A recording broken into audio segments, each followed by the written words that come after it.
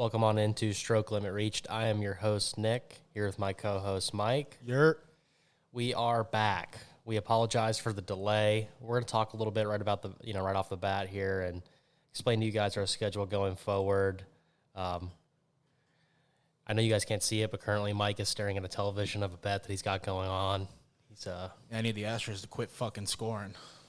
So he might be a little quiet at first, but we just want to tell you guys some housekeeping stuff. We are going to go down to one episode a week every Thursday from now until the beginning of football season, just because as the NHL playoffs and the NBA playoffs die down, there's really nothing to talk about, and I don't think you guys want to hear us talk about golf for 12 weeks. You guys got pretty boring about that. I'm a big golf guy, but I know there's not a lot of big golf guys out there, so we will touch base on it a little bit each episode. That being said, though, our next 6 weeks will be floor and ceiling episodes where we will go for each Power 4 conference in college and tell you each team's floor and ceiling, the best they can do versus the worst that they could do, we think, in our opinion. I'm sure there'll be some arguments. We will bring in some special guests for some of these segments, as we have some friends that are big college football fans as well as NFL fans, so give a good third-party outside take. So we will do the Power 4, then we will do the AFC and the NFC, then we will give our Power 4 predictions, which is the standings on where we think each team is going to finish in their conference, as well as we'll have a full segment for you group of 5 guys out there of teams to watch. As we now know, it is a 12-team playoff, so there will be one group of 5 team at least in the playoffs. For now. So, for now. So we will see, is there a team to watch out for, and who do we think that team will be? We'll go to our AFC predictions and our NFC predictions, and believe it or not, that'll take us to August 29th. And, man, does that sound beautiful, because that is week 1 college football. We're excited for that. That episode's going to be great. We're going to have a lot of guests on that episode. We're going to give who we think the 12-team playoff will be, and we're just so excited that football's right around the corner. And I know there's a lot of people out there. I know Mike and I are super excited and a little bit terrified. Oh, so fucking terrified. For the college football game coming out in a month. I can't believe we're actually saying that 10 years later, but it's so nice to hear. The hopes are low. Expectations are low. I'm ready to be disappointed. I honestly don't care how shitty it is. I'm still going to be happy. Oh, I'm pre-ordering it, the $100 edition, getting the 3 days. Yeah, let's Probably go. going to take a day off of work so I could just sit home and play it. I know, I agreed. So that being said, today will be our floor and ceiling episode for the ACC. Mike's a big Miami guy. He watches a lot of ACC football. I'm a big football guy in general, so I do have knowledge of all these conferences as well as Mike. So before we get into that, though, we're going to talk a little bit about the NBA playoffs and the NHL. Mike, why don't you take us through how the NBA playoffs are looking? Yeah, so, the Celtics are representing the East now in the finals. They're waiting for the Western Conference Finals games to finish up. But, the Celtics had the easiest path to the playoffs I think anyone's ever fucking seen. They've played nothing but injury-riddled teams. Started off, they played Miami, who didn't have their star player in Jimmy Butler because the play-ins fucking suck and are stupid. So they were able to easily cruise and walk right through them.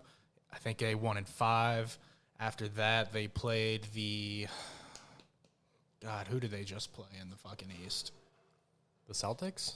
Yeah. Who did they play? Like just this last one that they swept? No, they swept the Pacers in the finals. In the second round, they play the Cavs. And the Cavs were missing Donovan Mitchell for half the series. I don't think they had Afro Man. I'll always forget his name. For most of it, their big center for a couple games. Like, they were just they played, everyone they played were injury riddled. The Pacers, when they played them, the first game, it went to overtime because the Pacers choked at the very end and gave up a 4-point play to tie it, sent to overtime. They gave up the corner 3 when they should have just fouled the dude, gave them 2 and had 3 seconds left for the game. But they gave up the corner 3, tied it, went to overtime, lost. Game 2, they just got beat up. Game 3, they had the lead, choked like a 16-point lead. And in game 3 and 4, Tyrese Halliburton just got hurt and wasn't there. So, every team they've played have been missing their stars for at least half the series, and they just kind of cruised through. They played the easiest teams possible, and it was just an absolute shit show. They cruised through. I think whatever team in the West wins is going to win it all. Now going over to the West, the Mavericks are currently up 3-1 on the Timberwolves. I did not expect that. They've been playing Anthony Edwards super fucking well and absolutely trapping them, not letting them score. I think he hit his under in 3 of the 4 games they've played already. The Timberwolves were able to steal 1 in Game 4. Now they're playing Game 5 tonight.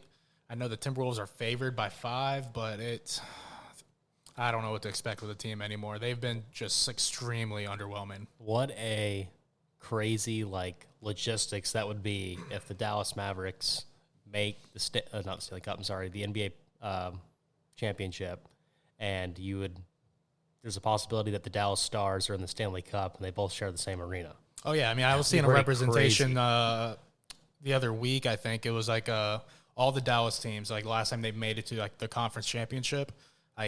So the Mavericks, obviously, this year, the Stars this year. Cowboys. So I was going to get to the Cowboys later, but the Dallas, what is the baseball team for Dallas? Oh, you're talking about the Texas Rangers. Yeah, Texas Rangers. They made it last year. They won it all last year. The Dallas Cowboys, it's been 28 years. Every other pro team has made it within the last year or 2 years. Cowboys, 28 years. Fucking fraudulent pieces of shits. Anyway, off topic. Going back to the Timberwolves Mavs, makes OKC look great because they took the Mavericks to 6 or 7. I can't recall off the top of my head as a young team. And I mean, the Timberwolves they were crushed early. I mean, it took a couple game winners from Luka Doncic, some absolutely insane fucking shots in Game 1 and Game 3, I believe, to take the lead at the end. But I mean, I fully expected the Timberwolves to win in 5, and now they're down 3-1. Probably going to get eliminated tonight, but we'll have to see. On the flip side, going into the Stanley Cup,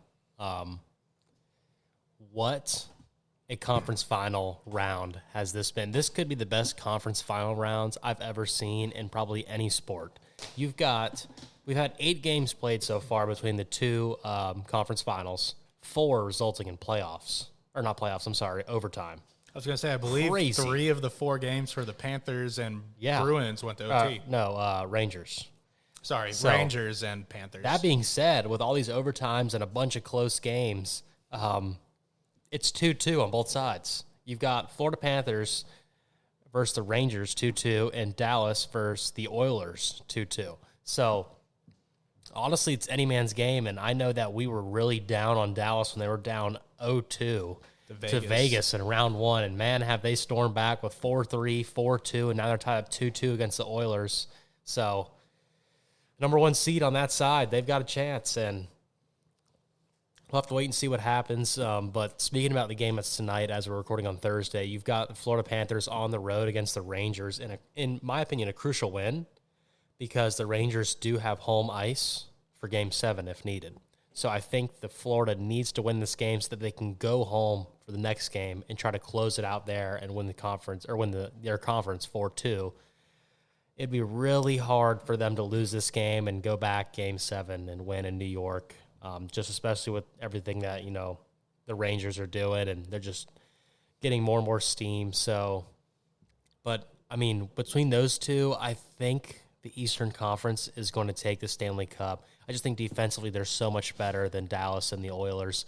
I mean, you have 2 of the best goalies in the NHL, Bobrovsky, another guy slipping my name, but they are 2 studs, and I just don't know if the firepower on the Western side is going to be able to get through on those guys, especially with all the defensive help they have up front. So, but wow, I mean, if you guys are not hockey fans out there, I know Mike's not big into hockey, and this is just a great time to get into it. Just tune in to one of these 2 games here, and I'm telling you, you're going to have a lot of fun.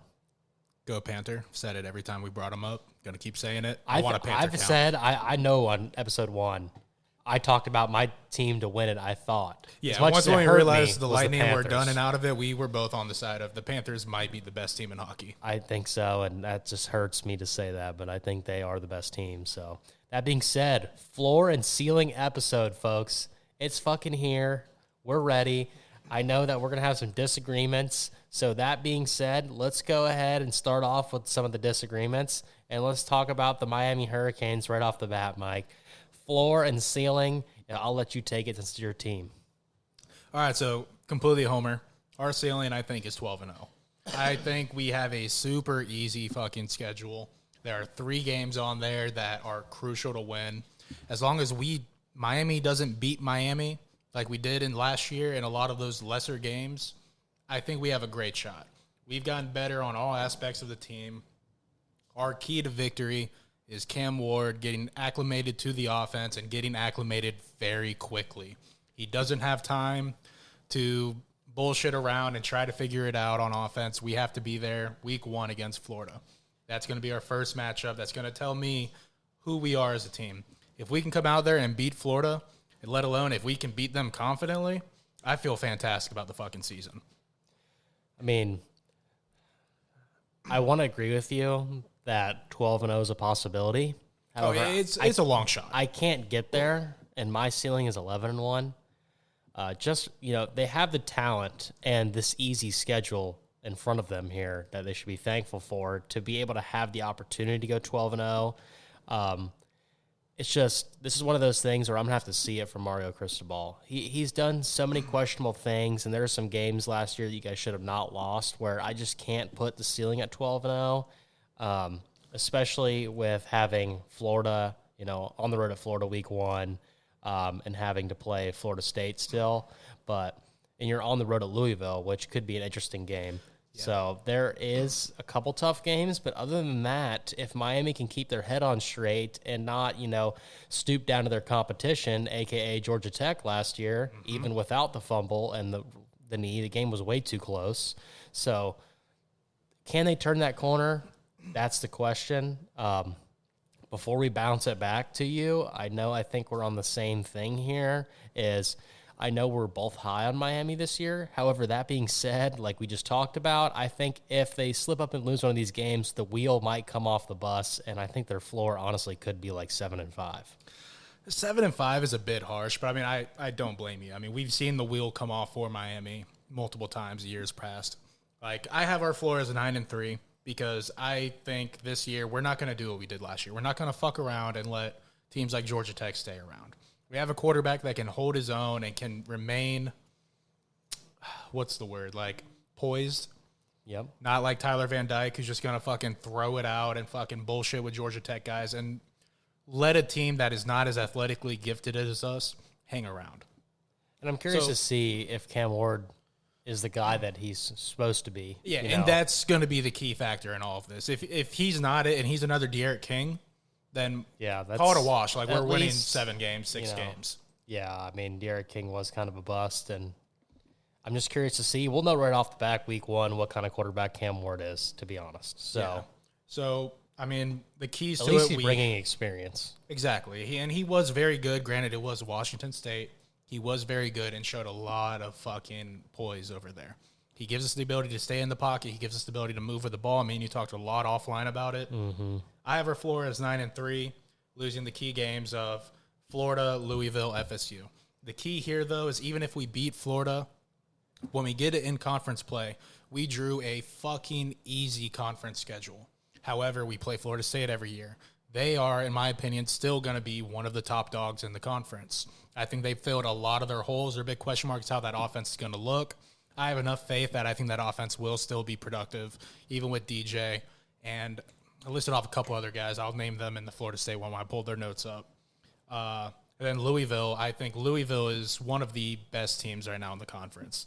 They look insanely fucking good. They got a ton of good recruits, and they've just been getting better and better every year.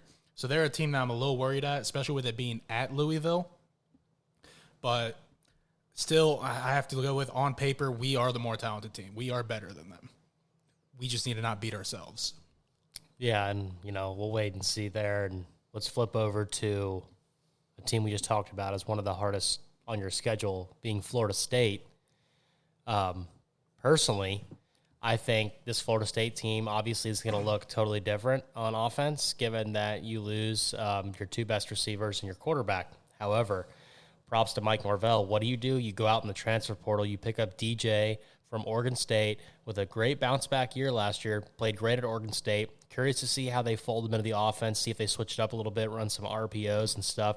You take Malik Benson, transfer wide receiver from Bama, which I think is a huge pickup.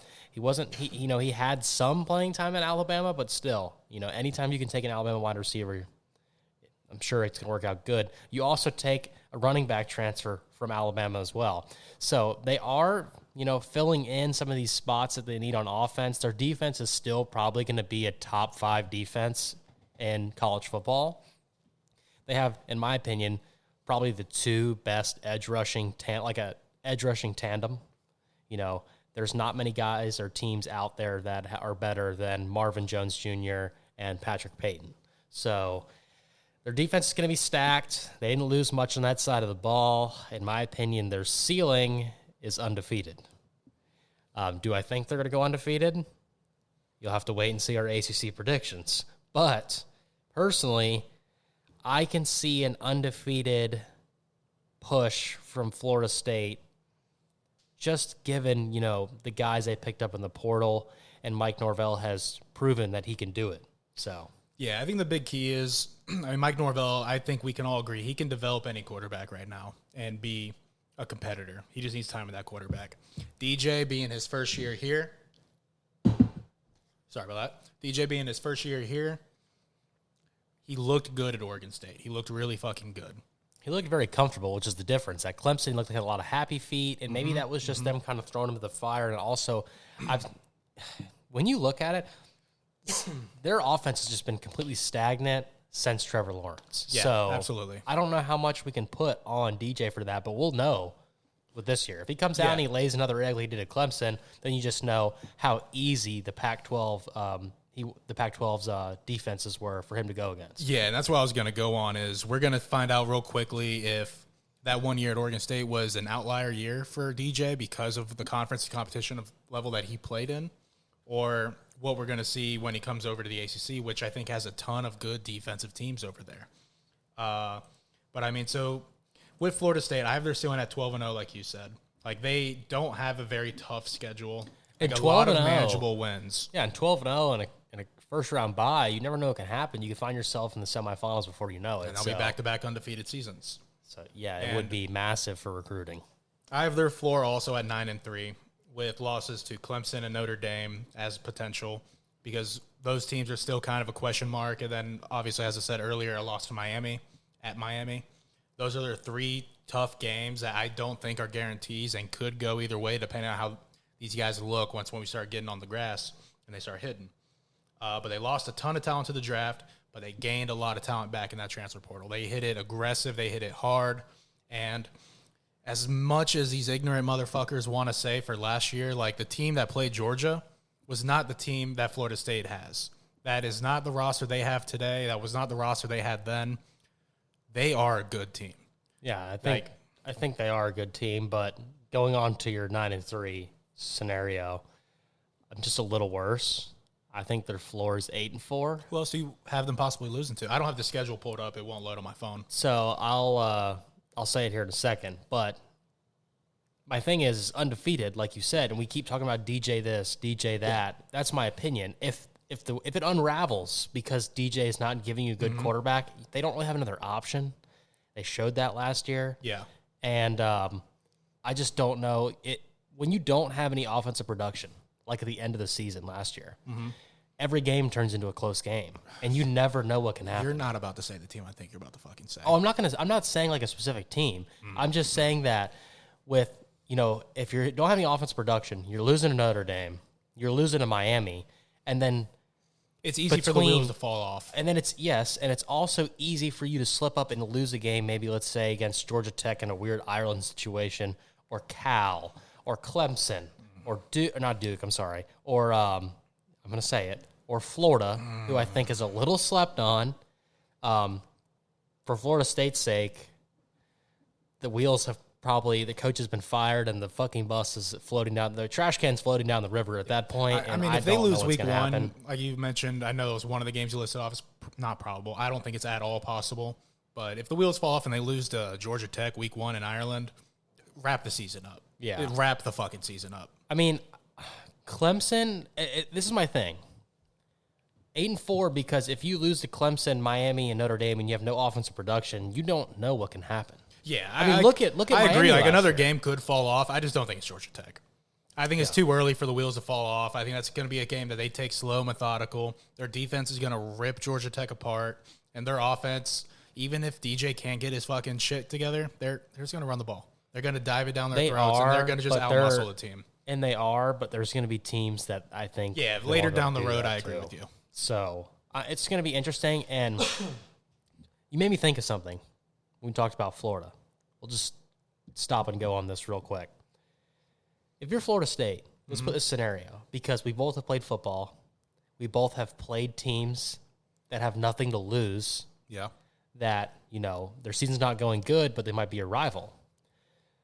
So I'm thinking if I'm Florida State, I would much rather play a Florida team that's actually, maybe have 6 wins and they're already in a bowl game and the coach is not fired. And I'd much rather play that team than play a Florida team with 4 wins who fires their coach, hires an interim coach, somehow steals a game. Yeah. And it's like, all they have this confidence, we're playing for our new interim coach. And that's like the worst case scenario, in my opinion. Because at that point, you're backing the dude in the corner. Yeah, and Florida has nothing to lose. Yeah. Playing a team that's backed in the corner that hates you, that they don't care what happens, they're going to go out fighting. And I'm not saying Florida State fans, I'm not dissing you at all. I'm not saying that Florida's going to win that game. I'm just saying, we're just talking about the hypothetical situation of what Florida's schedule is going to do to them and what Billy Napier is faced against and what you might see on that last game. Yeah, and I agree there. But, I mean, and we're not... On roster, they're much better. Florida State's much better. Easily.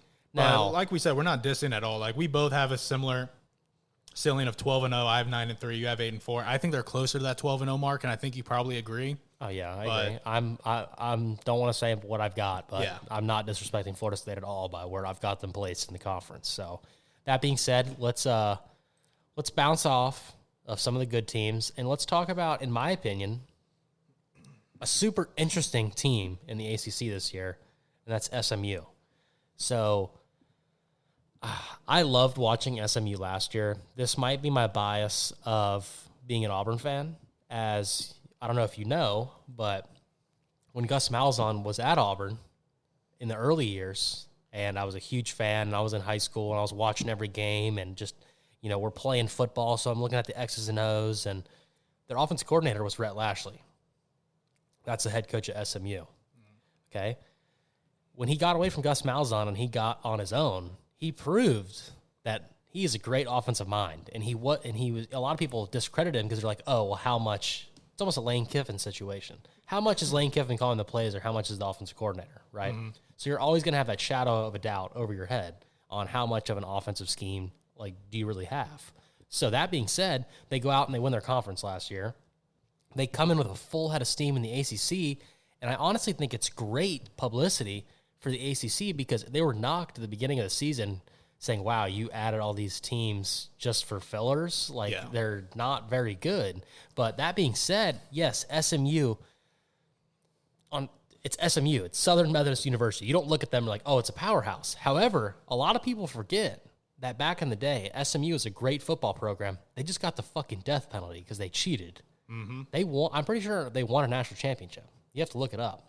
Yeah, but I'll look that up real quick. They also, what a lot of people don't realize, the death penalty. A lot of people don't realize is being in Dallas, they have a shit ton of boosters.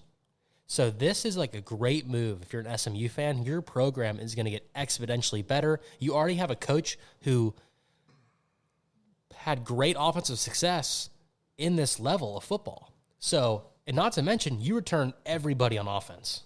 Everybody on offense. They didn't lose anyone on offense, Mike. Mm-hmm. So it's just a perfect situation. You led, listen to this stat, ready? The offensive line on paper was the best offensive line in the group of 5 last year, right? Mm-hmm. Stat-wise, PFF, you look at the ratings, they're the best offensive line in the group of 5. That being said, they return all of them. And you might ask, okay, well, why is their offensive line so good? What did Rhett Lashley do? He went out and he knows to be successful on the offensive side of the ball, it all starts up front. You can't throw, you can't run if you don't have an offensive line. It's and teams prove that, okay? So what does he do? He goes out and he grabs all these Power 5 offensive linemen, puts them on a roster, and they prove to be the best offensive line in the group of 5. Now, that being said, when you move into the ACC, it's all about depth. Again, I've got to give brownie points to Rhett Lashley. He goes out in the offseason. He knows he goes to the ACC. He doesn't go and get game changers because they already have great players. He gets depth. He gets guys that, probably can't start at other good teams, but damn sure you can put them in a game if someone gets hurt and keep the ball rolling. That being said, looking at their schedule, they actually pulled a fairly easy ACC schedule. However, their out-of-conference is kind of tricky with Nevada on the road week 1. Should win that. BYU, who should be a little bit down, you should win that. But TCU is an interesting team that a lot of people, in my opinion, are writing off. Remember, they come off of playing and getting drummed by Georgia. No fault of their own. That was one of the greatest Cinderella stories in college football in a long time for TCU to make the national championship. They come in next year with a bunch of hype. They lose their quarterback, obviously, to the draft, and they just had a bad season. Started off poorly, losing to Colorado with a terrible loss. They didn't have any defensive presence, but I think they bounced back this year, and I think it's a tricky game for SMU. That being said, if they somehow sneak out that win, I see their ceiling being 10-2. I mean, what do you think about that? I have their schedule right here if you want to look at it. Go ahead and pull up my notes because I don't have any of that on the phone. For whatever reason, it doesn't pull that up. I believe I had them with a ceiling of about 10-2. I think I had them beating TCU with it being a rivalry game, and I think SMU has more to prove. I do think, like you were talking about earlier, that they are one of the better they are one of the better teams that we've added. For some reason, it didn't save. It's not on there, but that's fine. I can at least look at the schedule that I had. So, looking at it, with their ceiling, they could beat TCU. I truly think that's a team they can beat. Going head-to-head with it being a rivalry, which would be a lot. I already touched up. SMU has more to prove. This is their first year in the Power 4 conferences. They have to try to go out. Sounds so weird to say, but Power 4. Yeah, it doesn't roll off the tongue smooth. They got to go out there, and they got to beat these non-conference games. That is the one that I don't think is a guarantee. It could go either way. You got to win 3 of the 4, in my opinion. You have to win 3 I think they're winning 3. They're winning 3 out of 4, I think, is a lock. But going in, their schedule, their tough pulls is Florida State and Louisville. Again, we've already talked about 2 of the top guys in the conference. Those are going to be tough matchups and a tough early meet. I think you write them off. I'm sorry. SMU, I think you're going to have a great season in the ACC, but I don't think there's any way in hell you make the championship. And by Not doing first year. No. And those games are just going to be so tough for you. Yeah. And with it opening up in the conference schedule for the first time in a Power 4 against 2 of the top teams in there, I don't see them winning either one of them. I think they could be competitive. I think some of them could be close. I don't think they win either one. That being said, the only thing that can scare me with SMU is their depth. Mm-hmm. We touched base on it. I think they're going to be fine, but if they get some injuries and it proves and they lose some of these non-conference games and slip up and lose to Nevada or BYU, I can see their floor being 6-6. They could come in almost a UCF situation, come in hot and just underperform and fall to 6-6, which again, in my opinion, if you're SMU and in the first year you make a bowl game, it's still a win, in my opinion. I mean, you're going to recruit so much better now being in a group in the Power 4. So, I mean, they've got some interesting matchups. TCU, Florida, Louisville, super tough, okay? But then you got to go on the road to, your rest of your games. The on-the-road games should be winnable with Stanford and Duke. You should win both those games. At Virginia, should win that game. But what scares me with Virginia is I feel bad for their coach. They have a great coach. He's just kind of dealt, and we'll talk about your floor real quick, and then we'll get into Virginia. So my floor for them is, like I said already, losing those 2 first games. The only other teams I could see being a floor for them would be probably Cal and Duke. Those are 2 games that I think if it doesn't go their way, I can see them losing. So their floor would probably be, 5 losses? Yeah, you can see it. So 7-5. 7-5 is their absolute floor. And that's, again, wheels falling off. Like, shit, going into the ACC did not fucking come out well for you guys coming out first year, which, again, isn't a death sentence. I mean, it's your first year in the Power Four. You're allowed to have a year where you're 7-5 in a first-year Power Four conference. I think that's a success. Especially being someone like SMU. It's not like, you guys have been great recently. So I think it's a win, but I can't wait for our predictions because I have them finishing pretty high in the ACC. Not saying that they're better than some of the teams they're going to finish ahead of just because of the schedule they pulled. Yeah. No, their schedule is definitely beneficial on that back half. That being said, let's talk about another team that I am kind of high on. Also, to go back to I was looking up for the national championship. So they have 3 claimed, 1982 and 1983, I believe. So I want to say 81 and 82. So 81 and 82 was... And then 1935, but who gives a fuck? Yeah, who gives a fuck? But 81 and 82, I'm pretty sure the death sentence was 83. So it's like right after they come off these 2 national championship runs and then the program folds because when you shut down your program for an entire year, that's hard to bounce back. All your players leave. They don't want to lose a year at the time, of eligibility. It's not like now where you can play 5, 6, 7 years. So, but that being said, another team I'm high on, another good situation, I think, is Syracuse. It hurts me to say this because it's Syracuse. They're a basketball school, right? But you get the new coach who was a coach at Georgia, which I think he's going to bring in that Georgia mindset and he's going to amp up his players. He goes out, he gets Kyle McCord, which I know we shit on Kyle McCord. He still has experience at one of the highest levels that you can play football. And to bring that experience and at least some swagger and hype into your program that's not a winning program, really, I think it's going to give him a lot of, confidence going into the first couple games. And, they added some key defensive players. They got one of the best defensive transfers from Texas A&M. So I do like Syracuse this year. And this is going to sound crazy, Mike. With the schedule they pulled, I can see their ceiling being 10-2. I have their ceiling at the same at 10-2. Yeah. I mean, you look at it. That being said, the 3 games that are going to be extremely difficult, NC State, Virginia Tech, and Miami, I think you write off NC State and Miami. They can't win those games. But I know we're both high on Virginia Tech, but with it being the 7th game on their schedule, you never know what Virginia Tech is looking like at that point. And what's to say at home in New York, Syracuse pulls off the upset win. Yeah, so, I mean, Virginia Tech, I think they're one of the better, middle-of-the-pack teams. I think they're going to be the team they're going to upset one of the top guys on their schedule. They're going to do it. I don't know who it's going to be, but they're going to do it. But with Syracuse, touch on what you said with Kyle McCord, yes, we trashed on him because he's not a good Ohio State quarterback. He's not a bad quarterback. Yeah. But for Ohio State, he wasn't the guy for the system. He wasn't a top athlete. He wasn't meant to play at Ohio State. Agreed. And they've really shit on his image after playing there because looking at the games that Ohio State lost and the talent of their roster, it's easy to point the finger and be like, Kyle McCord lost them those games. Yep, I agreed. And to go on to the Kyle McCord statement, as we're talking about the quarterback for Syracuse, I want to talk about this real quick because I was looking into them. We both didn't watch many Syracuse games. It's Syracuse. There's so many other teams to watch. Did you know Syracuse made a bowl game last year, which I think was great? Mm-hmm.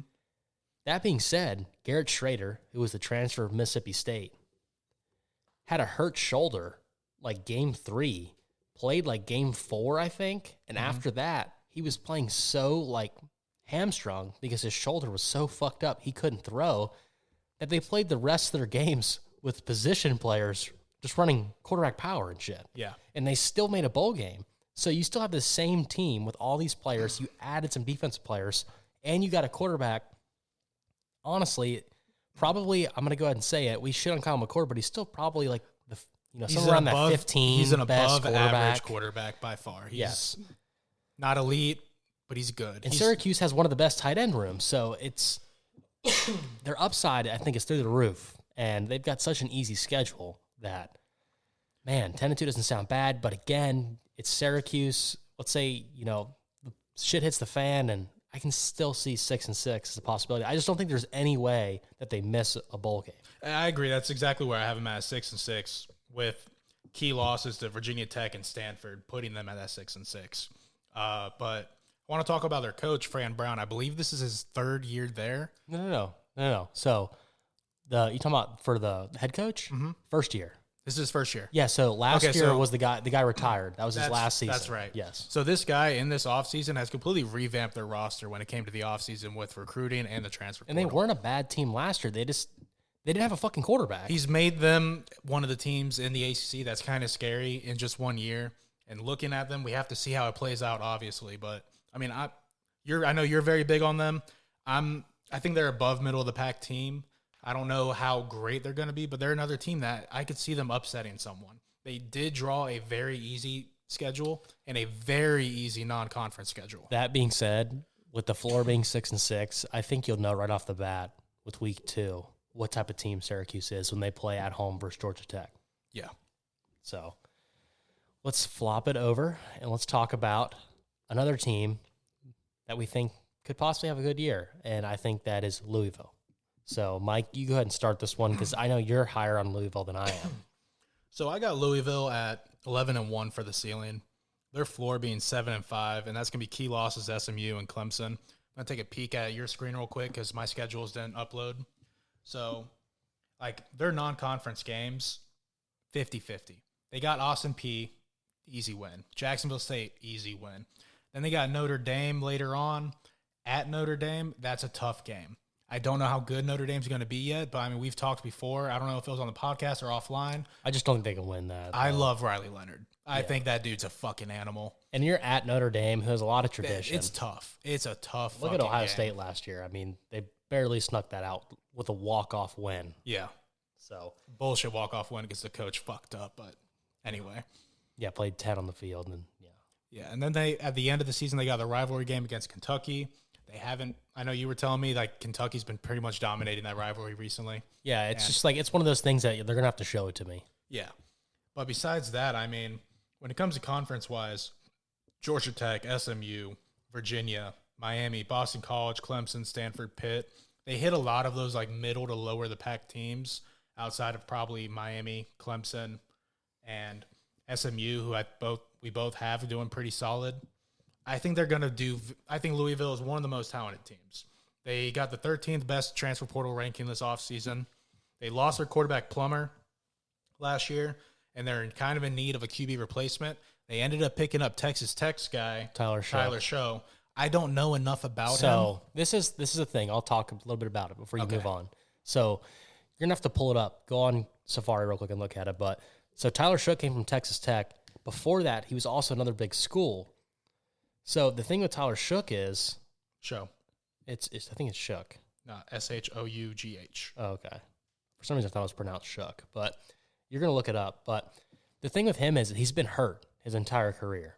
Yeah, he's been in college since 2019. Yeah, he's been hurt his entire career. He played who did he play before? Oregon. Yeah, so he's a good quarterback. And my thing is you added him. If he can stay healthy, you revamped your entire offensive line. And you added the running back from Miami. So I think that they're going to have a good season. However, my ceiling and floor is a little tighter than yours. I have their ceiling at 9-3. Really? I do. I think that you can go ahead and write off Miami and Notre Dame as losses. I think Miami is going to be a much better team this year than Louisville. Miami has Louisville at home. And Notre Dame has Louisville at home. And I just don't think, firepower-wise, that Louisville can go on the road and win. Just want to make sure I'm sorry. it's at Louisville. I'm sorry. Both games. No. Notre Dame's on the road. Okay, sorry. But Notre you're Dame's right. on the road. Miami's at Louisville. Yes. And I just think Miami's going to be a better team. As much as I shit on Clemson, I don't think they go on the road and win that. This is a hard place to win.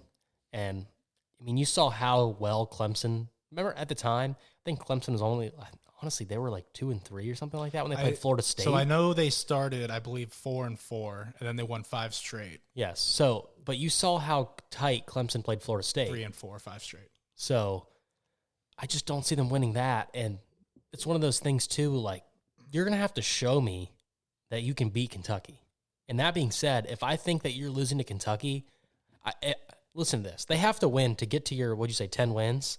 They have to win 2 out of the 4, meaning they have to beat Notre Dame, Miami, Clemson, or Kentucky. They don't have to win 2 of those 4 games. I just don't see that happening. So that's how my ceiling's at 9-3. the floor being 7-5, same as yours. So Louisville, in my opinion, is the biggest question mark in the ACC. They're going to look like a totally different team than last year.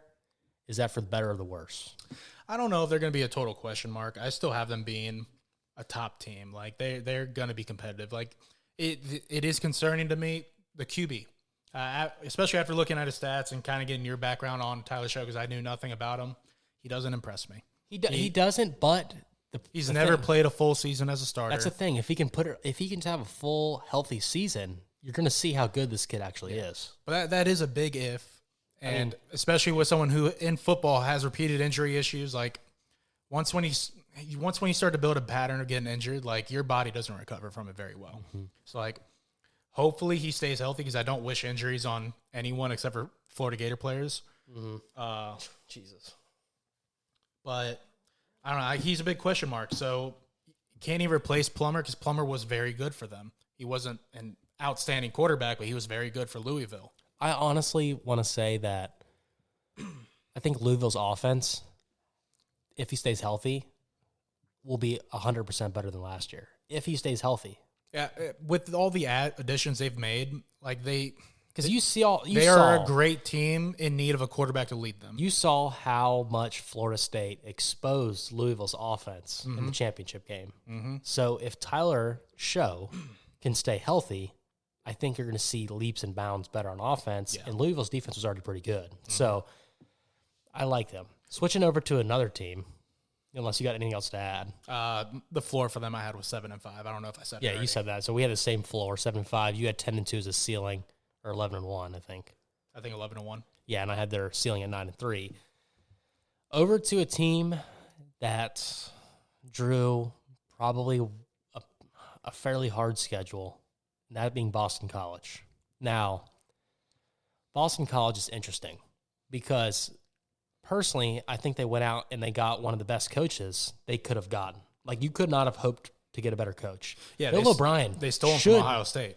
And no. Mm-hmm. He was. He was supposed to go to Ohio State to be the OC, and then after it seemed like it was a done deal, all of a sudden converted because Boston College was his dream college. Now, that being said, though, personally, I'm one of those guys that think Bill O'Brien should still be coaching in the NFL. Like, he's still a great coach. He was a bad head coach. No, he was a phenomenal offensive coordinator in the NFL. I'm going to correct you because this is what I think. I think he is an outstanding head coach. I think he is a terrible general manager in the NFL. Like, he's not good at managing his team, and I think that was what his downside was. I think he's a great X's and O's coach. Yeah. I think he fits best as an offensive coordinator. Like, every team he was the OC for, I think they all had deep playoff runs. But think about how many coaches. A lot of it was the Patriots. Think about how many coaches that are in college that didn't do well in the NFL, and they come back to college, and where all they have to focus on is actual football and not all the off the field shit, and you can just go out and win football games. Yeah. So that being said, Boston College does not have a lot of talent. No. So I think that he's going to build them to be an average, middle of the road, probably 8-win team every year for Boston College. Like, that's a possibility. Yeah. I don't think they'll ever be championship contenders. However, just because of the college, they'll be a little hamstrung. That being said, though, I can see their ceiling being 7-5. I can see him somehow, things bounce their way. They're going to be the underdog in almost every game, and they could steal some of these games like SMU or UNC or Syracuse or Virginia Tech. I can see them stealing just a couple of those games to get that 7-win mark. That's not where I have them finishing, but I can see it. Yeah, I mean, their ceiling, everything goes perfect for them. For me, I have them at 6-6 with key wins against Michigan State, Syracuse, and Pitt. Yeah, those are key games they have to win to hit that ceiling. And Michigan State purged like all of their talent almost because they had to kind of get that, era of that coach and the stuff that was surrounding it out of the way. So I do think they win that game. Yeah. But that being said, I think if they can make a bowl game, it's a huge win in year one. With the roster they got, yes, I mean, huge win. You've already touched it. I know me and you talked about it offline. If that team gives Bill O'Brien the time, they will be they have good a team. Decent I don't know, quarterback. like with it being Boston College, they don't have the brand to ever be a contending team. But they are a team that is absolutely, they could be the dark horse of the conference. Yeah, they are going to be a team that he can build them into a team of like, oh shit, we can't take this as a win. Yeah, like we actually have to fucking spend time. So that being said, though, it's a win if they make a bowl game. However, I have their floor because of what we just talked about, the lack of talent. They have a good quarterback. They don't have any weapons, though, as 4-8. I can see them going 4-8. I was more harsh than that. I was 2-10. Oh. The schedule is not friendly at all. And honestly, I wish it pulled up on my phone. I think the 2 games I had them winning were Duquesne or whatever, Duquesne, however the fuck you say it, and probably Western Kentucky. I think I had them going absolutely 0-8 in the conference. So this is going to sound crazy, but I actually think Michigan State is an easier win than Western Kentucky. Think so? Western Kentucky is just ever since they had what's his name, Zappy. They've been an offensive powerhouse in the group of 5. I haven't been paying attention to Western Kentucky. So that scares me. Now, Boston College does have an average defense, so they will be able to slow them down. It's just, do they have enough on offense to win these games is the question. Yeah. But like we said, I think they're on a great path by hiring the coach they hired, so we'll see what happens there. We'll go into another team that has the possibility of having a good year, but also possibility not so good year. And this is the new Cal Berkeley coming in, which is crazy to say that Cal is in the ACC. It's the farthest fucking travel you possibly could have for a team, more than, Oregon and them coming in the Big Ten. So I will say, though, they did give Cal a travel-friendly schedule.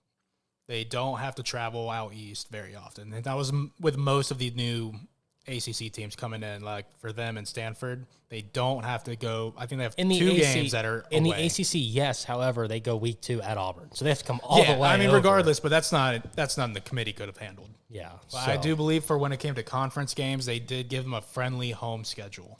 And Jaden Ott is an absolute dog. He led the NCAA last year in all-purpose yards per game, and I think he's going to be even better this year, and he is absolutely going to be, in my opinion, probably late second, early third round guy picked up to be able to use in the NFL. And I think he's going to give them some wins. And their quarterback, Fernando Mendoza, is a wild card. Some of the games he played last year, he looked good. He actually played pretty decent against Auburn. So I think that they have the possibilities, and I have their ceiling at 8-4. I think that they can go out and win some of these games. They have a fairly easy ACC schedule, and I could see it happening, Mike. I don't know. I have their ceiling at 6-6. I don't have a lot of faith in it. I think they have some talent, but I mean, they still have to play FSU, Miami, NC State, Auburn. I say Oregon State. As much as you say they dismantled, I still think they are going to be competitive to Cal. And I'm not worried about that game at all as a Cal standpoint, just because it's close too, and Cal is significantly roster better than Oregon State. Cal lost a lot of nice weapons in the portal that they had that were starters last year. They got some new starting receivers, but I don't know if they're going to help with this team. I'm not in love with their QB situation. I'm not in love with their offense in general. I think they drew a rather tough schedule, and I have their ceiling at 6-6. So my floor is 6-6. I don't think there's any way they do worse than 6-6. My floor was 3-9, and that was with them losing to Syracuse and Pitt. Or winning or losing. No, floor, and that's with them losing to those 2 games. I think if they lose those 2, they're hitting 3-9. Yeah, I mean, that would be pretty bad if they lose those 2. I had those as wins. I mean, just looking at their schedule, they're winning week 1. I think San Diego State for me and the viewers that can't see the schedule. Yes. Okay, so I'll read off their schedule. UC Davis week 1. It's a win. They have Auburn week 2. I'm sorry, you had your magic last year. Yeah. You should have beat Auburn. Should have won last year, but now at Auburn, they don't have a fucking chance. It's not going to be a chance. Auburn's going to come for blood. They literally took your fucking Wildcat quarterback, and he's going to be lined up as a starting receiver. I just think that, honestly, and that might be me being an Auburn homer, but I can see Auburn absolutely fucking steamrolling them on the road. I agree. I think Auburn got better this year than they were last year, easily. I think with it now being at Auburn, like, it was one thing when you guys traveled to Cal early in the season, And I think Cal smacked you guys in the mouth early. Your offense was still kind of fucking trying to figure it out. You had a quarterback that didn't play in the spring. It was tough. You had no fucking receiver help at all. They fixed those positions, but we'll talk about more of that in the SEC. It's just, we can agree that's just not a win possibility for Cal. I don't have them having a chance in that game. I think no matter what happens, I think that's a guaranteed loss. San Diego State week 3, I know we have a disagreement on this. So San Diego State's always been a team you do not want to play, right? You do not want to pull San Diego State as an out-of-conference game. You'd rather have some other Group of 5 team that you can guarantee a win. This is in week 3. However, San Diego State lost their coach. They lost some players. I see them winning that game. Now, you turn around and you get the fucking gauntlet the next 2 weeks. You can go ahead and write that off. There's not a chance in hell you beat Florida State or Miami. Miami is, even though Miami's on the road, I don't think you catch lightning in a bottle and you get an Auburn situation again just because Miami is so much more sound, and I think Miami can line up and run the ball every single play and still win the game. Yeah. So, I mean, those two are out. Pitt, you should win. I'm really down on Pitt this year. They had a bad season last year. We'll talk Pitt's about traveling it in a minute. to them, ain't they? No, it's at Pitt. It's at Pitt? Okay. So that is a win for Pitt, but Pitt's not really a big home field advantage guy. They play in the Steelers Stadium. I can see that win. NC State, you're losing that. Oregon State, we just talked about a disagreement there. I think you'd win that game. Oregon State's not the team we saw last year that went 9-3 or whatever they had the year before. They were also 9-3. Can't see that. They're beating Wake Forest. I don't care if it's on the road. They're just not that good of a team. Syracuse, towards the end of the schedule, we don't know. We just talked about it. Syracuse wheels could come off. We don't know what the fuck's going to happen there. You have them at home. Syracuse got to travel all the way across the United States to play that game. Tough. I think you can win that game. Stanford's going to be shit. You can win that game. And then you finish off your last game of the season, SMU, which I think SMU wins that game. But, again, it's winnable. So that's why I have their ceiling at 8-4. But it's just another interesting team that I think a lot of people have counted out because they joined the ACC. However, I can see them having an okay year.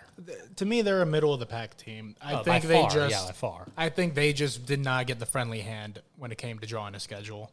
I think realistically, they're the team that you will expect to see in the middle of the pack most years going into the ACC. Now, I know I kind of shocked you on this. We're going to talk about Clemson next. And boy, oh boy, do I have a lot to say about this team. Clemson is refusing, again, to use the transfer portal, which is fucking ridiculous, in my opinion. The fact that Dabo Swinney, after their ACC meeting in Amelia Island, Florida, he gets out there in an interview and says, there's a couple of these buckets, which some of the stuff he said is true.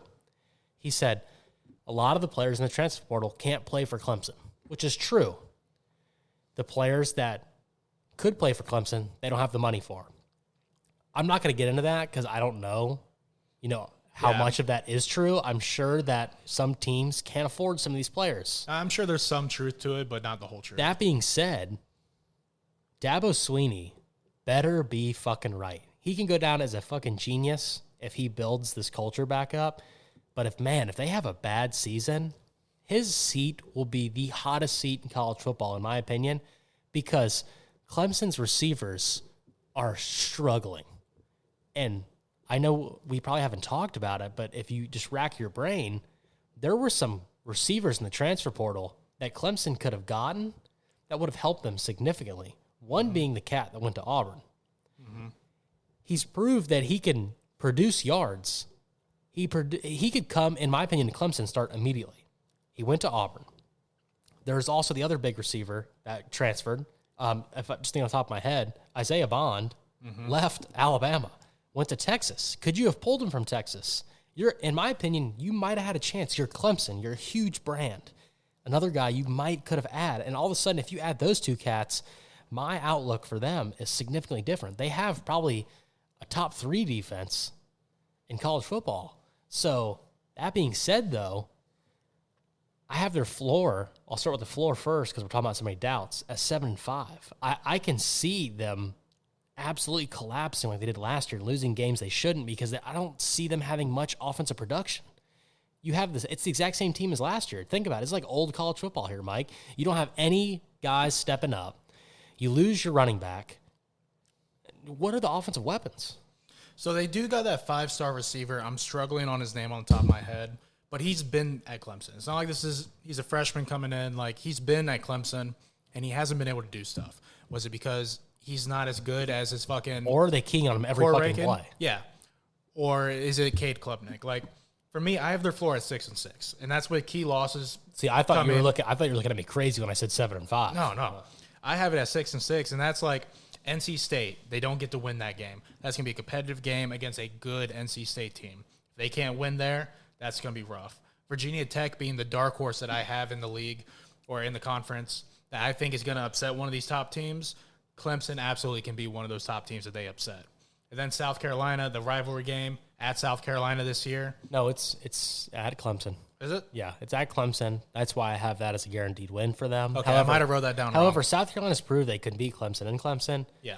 I'm just not high on them this year. With that being a rivalry game, that's always going to be tough. And that's like I said, that's going to be their floor.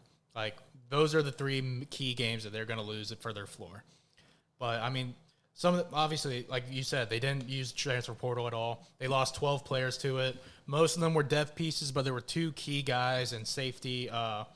Makuba, I think I could be saying it wrong, but he went over to Texas to help boost their DB core. And then their corner, Pride Jr., he went over to Mizzou. Both left to go to SEC teams that were probably willing to pay them money. So I don't know. And more guaranteed, like there's so much less uncertainty with those two teams. Yeah. Those are both teams that are going to be good. And it's just, they did get new 5-star freshman middle linebacker. His name is Sammy Brown. And, I mean, watching him, he could easily come out of the gate and be an all-conference player year one. Like, he could be a stud. Their defense for Clemson is going to be good. Are they going to be good enough if that offense can't figure it out? That being said, if Cade Klubnik can't make that year 3 jump, and he still looks like he's got the fucking, I think you were saying earlier, happy feet. Yeah, he just always looks uncomfortable. Yeah. Has no control and no steering of his own offense. This team could come off the rocks because that defense can win you games, but it's not going to win you against those top teams. And you saw it last year. You know, they lost games because they're losing turnover battles. So that being said, they lost a lot of close games. So their ceiling, in my opinion, could still be 11-1. I have 10-2. Okay, so they could still have a great year. With 11-1, you could still make the playoff. Mm-hmm. So, not by all means am I saying this team is bad. I'm just saying there's a huge question mark on what type of team they're going to be. No, and it's definitely a prove-it year. I mean, you were touching on it earlier, like with Dabo being on the hot seat. He's riding and dying by the transfer portal right now. I get the moral high ground because I'm not a big fan of the transfer portal, but you got to get with the times. You have to adjust. And if he can't make it work this season, and I think at minimum win 9 games and make Clemson still one of those scary teams to play. I don't know if 9 games keeps him off the hot seat.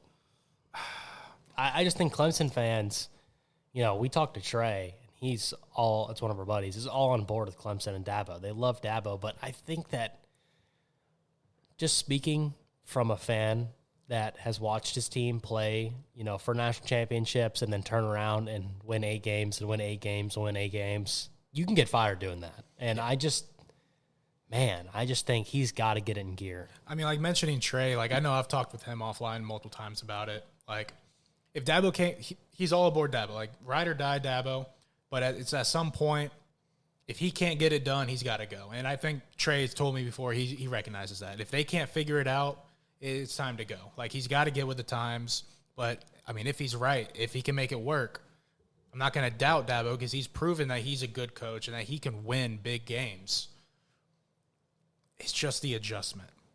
And can they keep the at-home recruiting the way it's been when you got the NIL, when you got the transfer portal? And, I mean, if their boosters aren't willing to spend the fucking money, it's going to be a downhill spiral. Yep.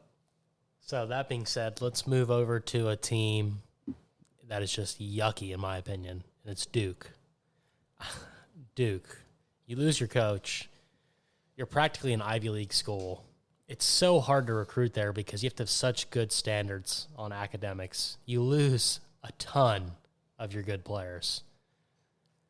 I just don't see any way in hell they win more than 6 games. So I have their ceiling at 8-4. And that's generous. With them that winning. Is so generous. It is. But they have to win games at SMU and Virginia Tech.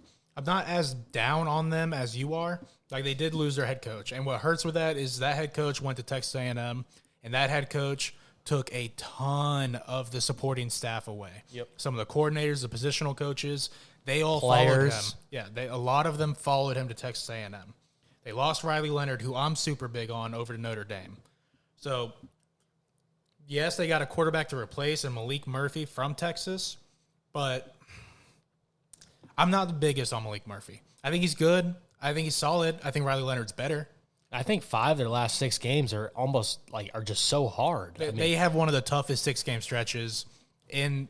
I think they have the toughest 6-game stretch in the conference. One of the toughest in the country.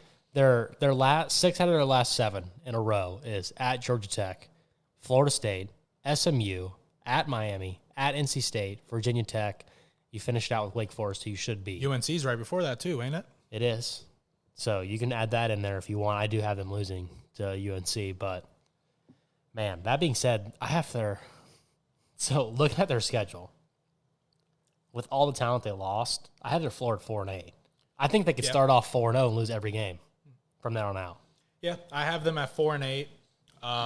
With key losses, getting them there would be to Wake Forest and Georgia Tech, teams that they should beat. But I mean, like I said, 8-4 is their ceiling, 4-8 is their floor. They're probably going to be somewhere in the middle. I'm not super big on them, but I'm not also. There's worse teams. There is, but I'm ready to write them off. And 6-6 for me is their ceiling. But we'll go down to Georgia Tech. Georgia Tech fans, I am so sorry when you see the predictions because I do think that Georgia Tech is getting better every year. But Georgia Tech probably has the hardest schedule in the ACC this year. And I'll just go ahead and rattle off their entire schedule. FSU in Ireland, then Georgia State, at Syracuse, then VMI, at Louisville, then Duke, at UNC, then home against Notre Dame, at Virginia Tech, home against Miami, home against NC State, at Georgia. When you have to play Georgia every year, God, it's like a guaranteed loss. It does you no loss. fucking favors. No, it takes when you're away. a team like Georgia Tech and you have to play a team like Georgia every year. It takes away one of your out of conference games, and it just absolutely obliterates your schedule. You better hope Georgia gets a death penalty for fucking all these DUIs they get or some shit.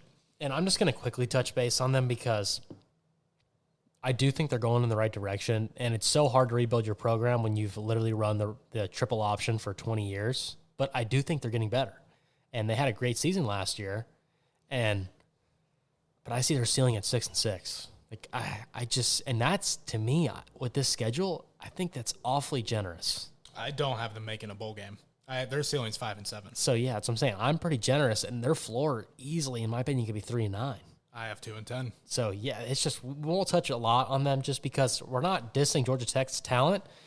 It's just their schedule's impossible. They got the insane ACC lineup. They play literally every top ACC team, and then they got the middle of the pack teams of Syracuse and potentially bottom tier of Duke that we just talked about. They lost 31 players in the transfer portal this year. They gained 14, but most of them were depth pieces. They only gained one starter to their team, and that's going to be their right guard.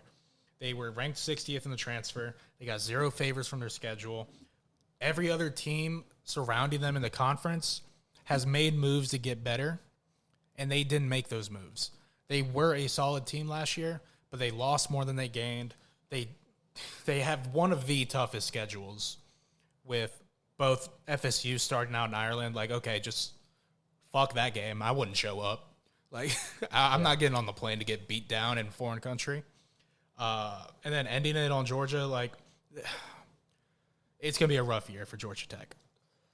Going over to a team that I'm not really high on, however, I think they are going to still be good, and that's North Carolina. I mean, I still have their ceiling at 10-2. Is that what you have? I have 11-1. So, and that's with them beating NC State. Okay. I'm not really high on them. I know their coach, Mac Brown, has brought them back to being a contender every year, but there were just so many games last year that they won that were close, and their team, in my opinion, was better last year. I mean, you lose your quarterback, you lose, what's the guy's name, the receiver, the draft? Tez. Yep, and Tez Walker. That being said, though, I still think their schedule's easier. They still have to play NC State, and their schedule's pretty fucking easy. They still got to play NC State and FSU, but That's why I have their ceiling at 10-2 because I don't think they're better than either of those teams. No, and I agree with you there. But I think NC State's a rivalry game enough to where they can try to use experience and beat NC State. I agree. Like, it's a potential one. I don't have them beating FSU at all. I have week 4 scheduled or circled. Which one's week 4? It's James Madison. Okay. Just because that's an interesting game. It's a game that, again, you don't really want to have scheduled because it's like JMU shocked the world last year with winning 10 games or 11 games, whatever they won, and they were on a roll. They had College Game Day come there. Are they going to be as good as last year? Probably not, but just another game. It's like, damn, you got to get your players hyped up to play JMU. Yeah, I mean, if they can come out and they handle JMU swiftly, I have good faith in North Carolina. And then your first game of the season on the road at Minnesota, which I think UNC is better than Minnesota, but again, it's not like, a good first it's opener a game where you have to travel. Correct. And it's like you have to have your team ready because you can't slip up and have a couple turnovers and let Minnesota win that game and have a good season.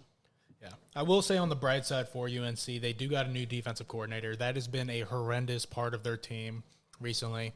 So hopefully this guy can kind of fix it up and make it better. Which is wild. They're returning some great edge rushers. Like, they have a chance to make that defense better. Yeah, which is wild because Mac Brown usually always has good defenses before he was at UNC. So, yeah, like I said, 10-2 ceiling, but I have their floor at 7-5. I have their floor at 9-3. Really? Okay, so I know you're a lot higher. That's only with Minnesota, if they lose that opener to Minnesota. Yeah, I mean, I think they beat James Madison regardless. It's just how well they beat them. So I think if you lose to Minnesota, I'm gonna give you a scenario how I have it 7-5. I think if you lose, NC State you lose, FSU you lose. If you lose to Minnesota and you have 3 losses, you could lose to Georgia Tech. That puts you down to 8-4. And I know I'm a lot higher on Georgia Tech than you are. I think Georgia Tech's gonna be dog shit. If you lose that, all of a sudden you're at 8-4, and then what's to say you don't slip up and lose to a Boston College, who we talked about is going to have a couple upset wins to make a bowl game, or God forbid something happens against JMU, which I don't think is going to happen. But the team that also scares me is at Virginia, just because last year Virginia showed towards the end of the season they got some momentum and they played a lot of close games. One being they almost beat Louisville and probably should have won that game. So what's to say you can't get hyped up to play North Carolina, especially when Virginia is going to have North Carolina. North Carolina's going to go on the road. So that's why I have the 7-5 floor. However, their ceiling I have is 10-2, like we said. I don't think they're going 7-5. You'll see what my prediction is. It's pretty close to that 10-2 mark, but I'm just not as high. Them losing Drake May definitely hurts, but I mean they did still get Max Johnson from Texas A&M, who I thought was pretty good. The games he had to start last year because their starter, I can't remember his name. It was like Weigman, I think it was. When he got injured and Max Johnson had to step up, like he looked good. He was able to control that offense. He looked poised. He looked ready to be a starter. I thought he was better, and the only reason Max Johnson left, in my opinion, was because of Duke's quarterback coming in. But not Duke's quarterback. Duke's quarterback went to Notre Dame. Oh, I'm sorry. Jesus Christ, I forgot who Texas A&M just got, but I know I can't think of the name. We'll have to touch that next week when we get over them. But I mean, yeah, he left because he was told he's not going to be the starter, and I think he's deserving of a starter job. He looked good. He looked poised. So I don't think he's Drake May good, but he's still going to be one of the more competitive guys out there. So I still am big on UNC. I think their big question mark is going to be that defense. Yeah, and going over their rival, NC State. Yeah.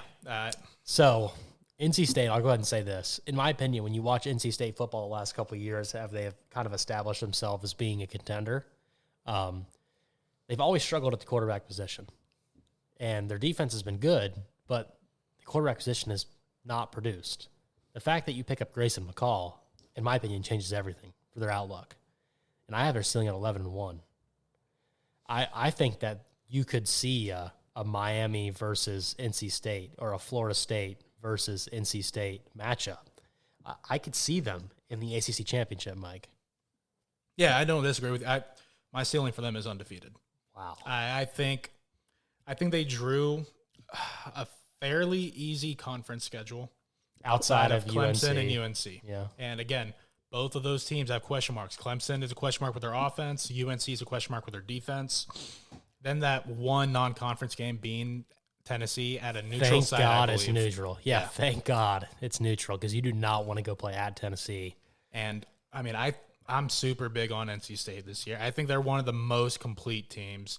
They've absolutely turned the tide, and they're a tough football team that you see them on the schedule, you're like, fuck, we got to play these guys now.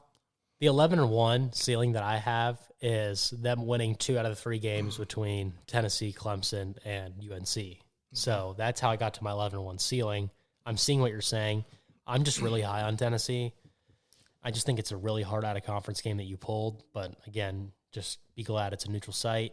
But the floor, though, that being said, with those 3 games, I have their floor at 8-4. Just because if you do lose those 3, you have a slip-up game. You could slip up and lose to somebody. Like at Cal, scares me. At Georgia Tech, could be an issue. Syracuse could be an issue. There's just a couple games where if you're already on that, Georgia Tech the benefit of the doubt, because I'm telling you, Georgia Tech, we'll see. I'm telling you, you'll see. We'll see Georgia Tech upset one team this year, and I just don't know who it's going to be. And if you've already have 2 losses going into there, and depending on how you lose, I think is the question to Tennessee and Clemson, is what we'll see. But yeah, I'm high on NC State. Yeah, I mean, and so you talked about, I don't know if you actually went in depth with it, but like they just got a quarterback in Grayson McCall from Coastal Carolina. They got a running back from Duke last year, Waters, who he was pretty good. Like I don't think he was a bona fide starter, but he was good when he played. He's an athlete, and they still have that fucking. He won them some games. He did. Yeah, he looked amazing against North Carolina last year. So, and they got that wide receiver. I keep fucking his name up. It's like Consendre or like. Something I was talking to you about him a little bit ago, but I can't pronounce his fucking name. Dude's good. They have a terrifying potential big 3 right there on their offense.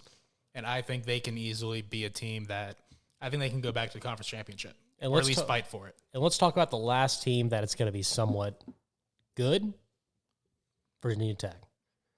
I know you're really high on them, so I'll let you start off with what you got. So their ceiling is 10-2 to me. Okay, so I'm going to go ahead and say it. I have the same thing. Okay. And that's going to be with key wins of Rutgers out of conference. I think it's their week 4 game. Yep. And then Syracuse. Their out of conferences is, I want to say, tough just because of the name brand teams they pulled, Rutgers and Vandy. It's like both of those games. That's what also like Marshall and Old Dominion. Old Dominion. Now Old Dominion and Marshall, they should both win. It's just like with Vandy and Rutgers being better than Vandy, but it's just like you're still going on the road and playing in the SEC week 1, but at least you're playing probably one of the worst teams in the SEC, if not the worst team. You should win that game, but I think that's going to be that game, and Rutgers is going to tell us what type of team they are right off the bat. I think it'll be a good week 1 schedule. I think they are better. It's a great momentum pusher. If you can go out and dominate, it's going to look good. Yeah, like I have them beating Vandy. I think that's a great week 1 momentum thing for them. Like you just said, like they can go out there and they play well and can fuck them up at Vandy. Right off the back, that's just boosting their offense to get ready for the next games coming up. I mean, they have a pretty easy non-conference game. I think they can win all 4. I do have Rutgers beating them because I think Rutgers is a team that a lot of people like kind of shit on. By the end of the day, like Rutgers ain't a bad team. It's because their coach is turning them around. But that being said, we both have their ceiling at 10-2. And I think some key pieces of it is like Kyron Jones came out last year. I think it was like week 3 or week 4 as their starting QB. And he looked good. He was absolutely making Virginia Tech a scary team to play. And he had a great finish. They didn't have any crazy movement in the portal. They didn't lose anyone. They didn't gain anyone. But they're an above average team in the ACC. They have an easy schedule outside of at Miami and Clemson. So those are 2 conference games that they have.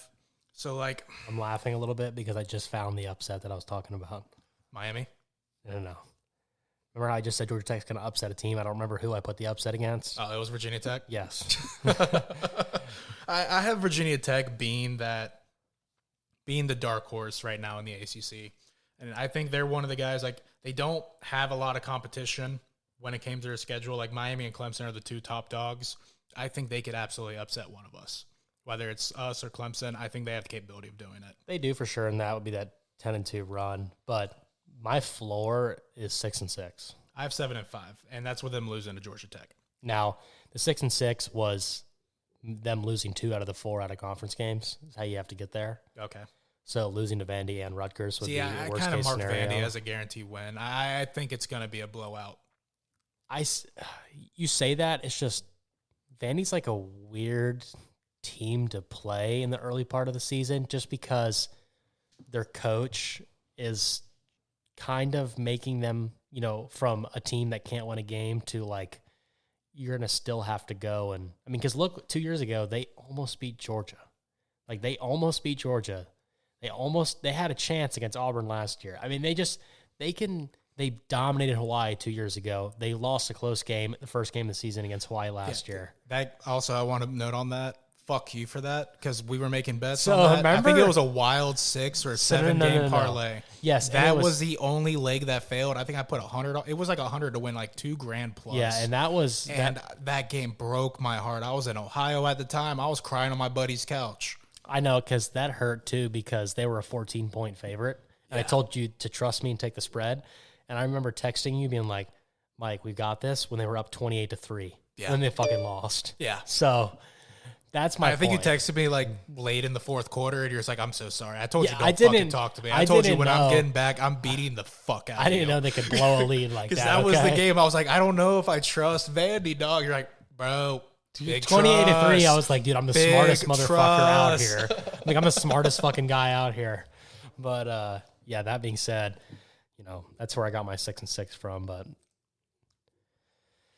let's talk about quickly, and then let's wrap the show up with these last 3 teams. Really, this is the bottom 3, in my opinion, with Pitt, Stanford, and Virginia. Which one do you want to talk about first? We'll do Pitt because I think they're the better of the 3, in my opinion. I have their ceiling at 5-7. I don't think they have a chance of making a bowl game. So I put a little trust into their coach. He's a good coach. I had their ceiling at 7-5.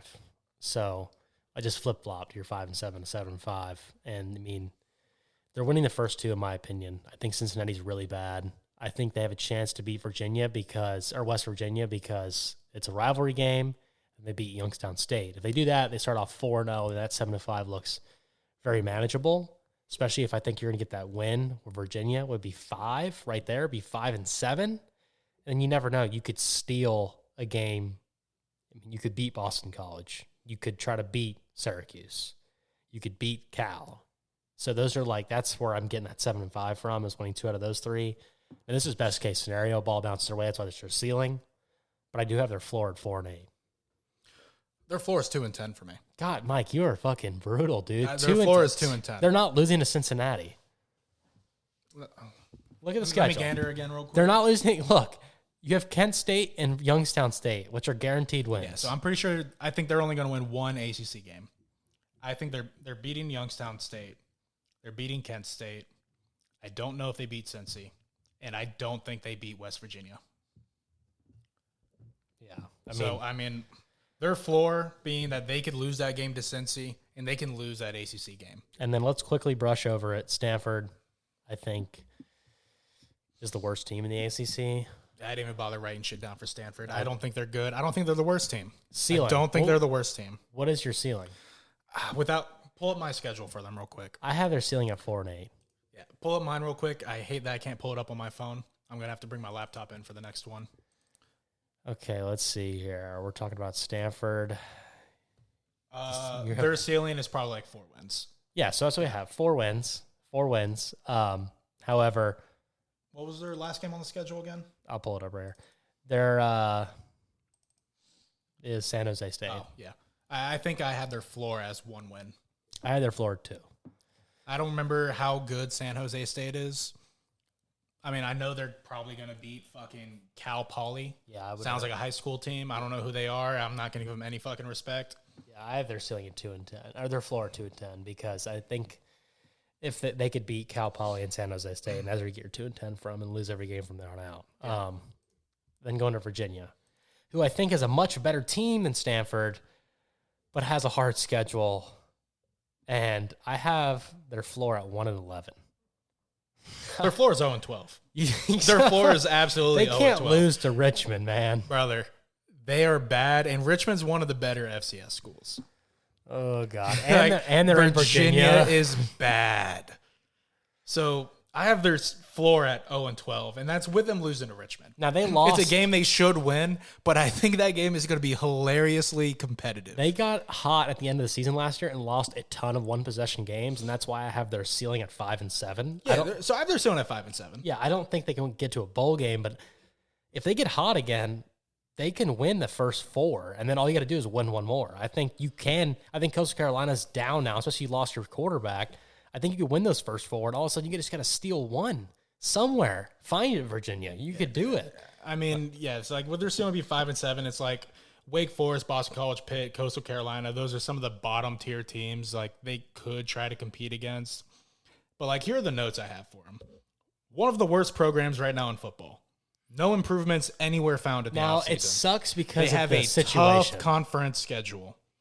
Every non-conference game is either a loss or very losable, and it's going to come down to one possession. Now, it's a tough situation, too, because last year when the coach took over, you're still coming off of all the stuff of 3 of your players getting shot and killed in a tragedy. And it's just like, what do you do? Like, you can't – there's nothing – you can't win with that. Like, that's awful. And it's like – that's why I have their sitting at 5-7, because I think that they could be better this year. Like, I mean, that's where I'm coming from. Like, how do you motivate your team to win games after 3 of your players just died? Like, that's my thing.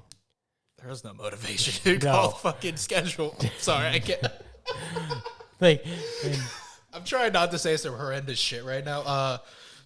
No, I mean, yeah, you can't do shit. Like, 3 of your dudes just got shot and killed. Like, your schedule's washed. The schedule's in a bad place. I think that's why they were so program's bad in at a bad beginning. place.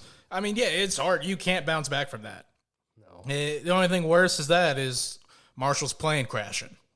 Oh, God. He did not just say that. Jesus Christ.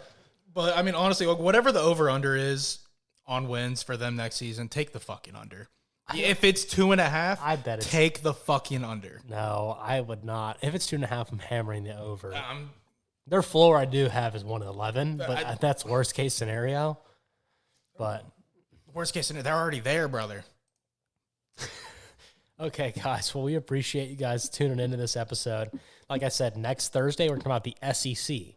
So give you a little tidbit. Everyone do their research. Let us know what your floor and ceilings are for some of these ACC teams. We'd love to answer some of your questions.